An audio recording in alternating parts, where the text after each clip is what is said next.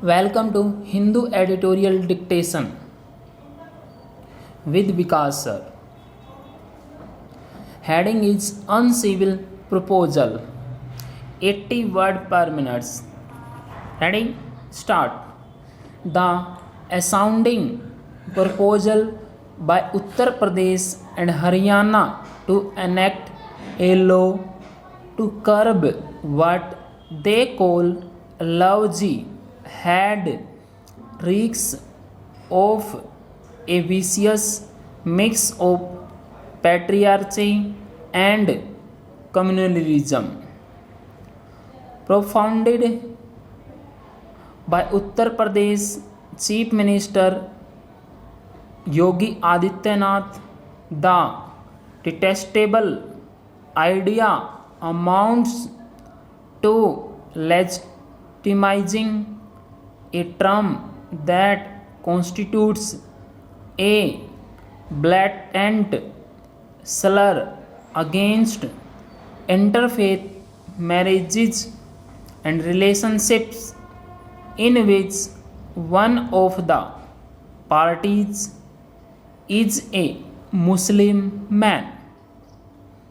The ostensible reason for bringing in such a law seems to be that the honor of Hindu women is under threat for zealous Muslim youth seeking to win over girls from other communities for religious conversion in the name of love and marriage. The flaws in the concept are quite obvious. There is no legal sanction to self serving and political terms such as love jihad, and there can be no legislation based on an extra legal concept. In any case, legislative intervention in marriages involving consenting adults will be clearly unconstitutional.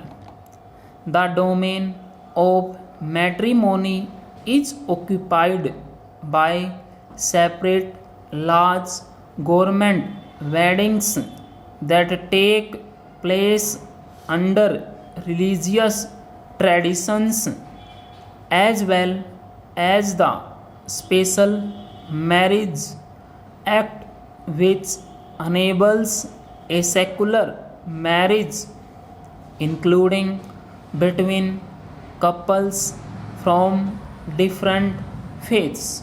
Full stop. Mr. Adityanath, who has also threatened those allegedly operating in secret by concealing their identities, and his Haryana counterpart Manohar Lal seem to be making the same mistakes using the term love jihad in a communal sense and speaking about marriages as if they were not a matter of personal choice. They would do well to remember that earlier this year the Union Home Ministry made it clear that the term is not defined in law while replying to a parliamentary question. Investigation into marriages that purportedly raised such a suspicion also failed to find any substance in the allegations.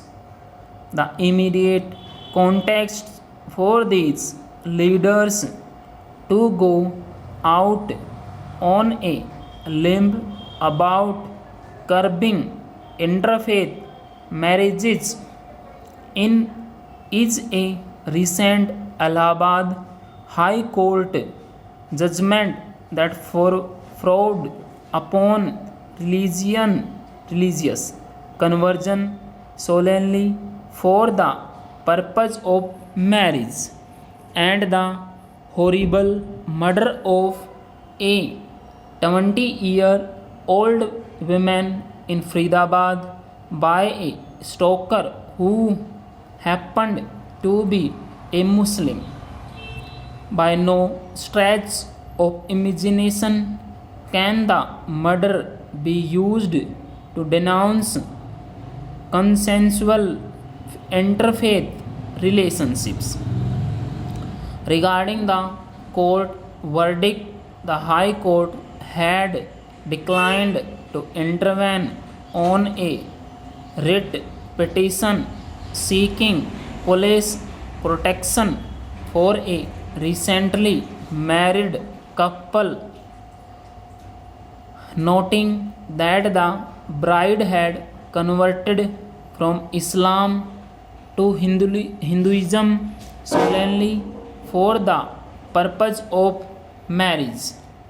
It had found such an expedient conversion unacceptable, citing a similar 2014 verdict in which the court had questioned the bona fides of conversions without change of heart or any conviction in the tenets of the new religion.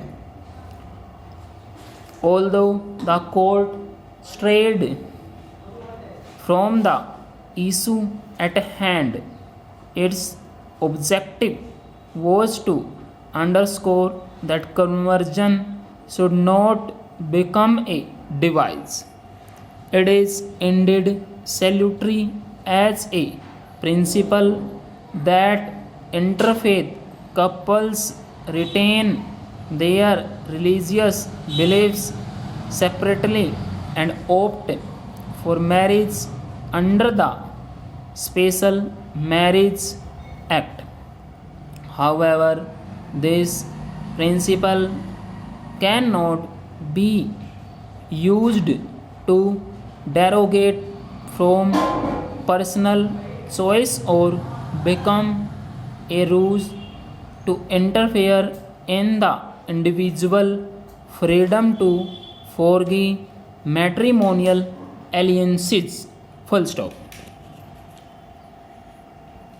100 word per minute. Ready? Start. The astounding proposal by Uttar Pradesh and Haryana to enact a law to curb what they call love jihad reeks of a vicious mix of patriarchy and communalism.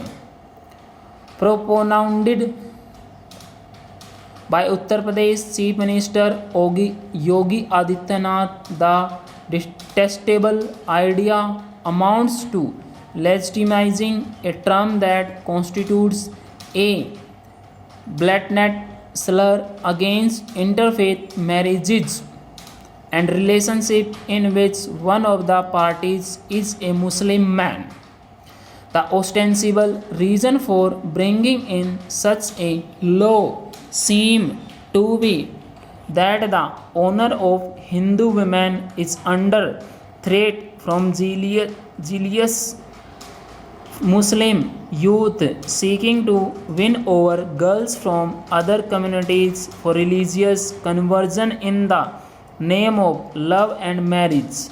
The flaws in the concept are quite obvious. There is no legal sanction to self-serving and political terms such as love jihad, and there can be no legislation based on an extra legal concept. In any case, legislative intervention in marriages involving consenting adults with the clearly unconstitutional. The domain of matrimony is occupied by separate laws governing wedding that take place under religious traditions, as well as the Special Marriage Act, which enables a secular marriage including between couples from different faiths. Mr. Adityanath, who has also threatened those allegedly operating in secret by concealing their identities, and his Haryana counterpart Manohar Lal, seem to be making the same mistakes, using the term love jihad in a communal sense and speaking about marriages as if they were not a matter of personal choice. They would do well to remember that earlier this year the Union Home Ministry made it clear that the term is not defined in law while replying to a parliamentary question. Investigation into marriages that purportedly raised such a suspicion also failed to find any substance in the allegations. The immediate context for these leaders to go out on a limb about curbing interfaith marriages is a recent Allahabad High Court judgment that frowned upon religious conversion solely for the purpose of marriage, and the horrible murder of a 20-year-old woman in Faridabad by a stalker who happened to be a Muslim. By no stretch of imagination can the murder be used to denounce consensual interfaith relationships. Regarding the court verdict, the High Court had declined to intervene on a writ petition seeking police protection for a recently married couple, noting that the bride had converted from Islam to Hinduism solely for the purpose of marriage. It had found such an expedient conversion unacceptable, citing a similar 2014 verdict in which the court had questioned the bona fides of conversions without change of heart or any conviction in the tenets of the new religion. Although the court strayed from the issue at hand, its objective was to underscore that conversion should not become a device. It is indeed salutary as a principle that interfaith couples retain their religious beliefs separately and opt for marriage under the Special Marriage Act. However, this principle cannot be used to derogate from personal choice or become a ruse to interfere in the individual freedom to forego matrimonial alliances. Full stop.